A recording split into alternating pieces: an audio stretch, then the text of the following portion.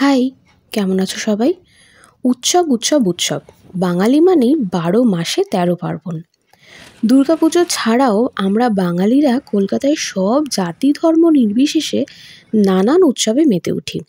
যেমন এই যে আজ আমি আর আমার একজন খুবই কাছের ফ্রেন্ড মিলে চলে এসেছি KIFF-এ, মানে কলকাতা ইন্টারন্যাশনাল ফিল্ম ফেস্টিভ্যালে। বাঙালি মানে যে শুধু বাংলা সিনেমা প্রেমী তা বললে খুবই ভুল বলা হবে।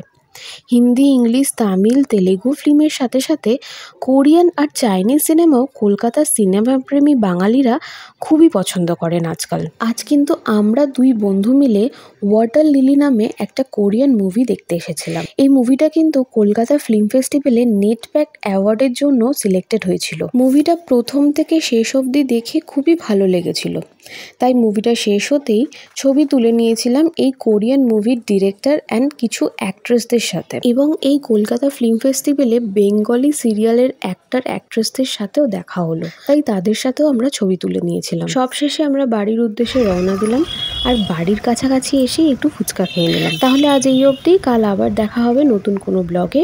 ব্লগটা ভালো লাগলে অবশ্যই লাইক করে কমেন্ট করতে ভুলো না। ভালো থেকো সবাই, রাধে রাধে।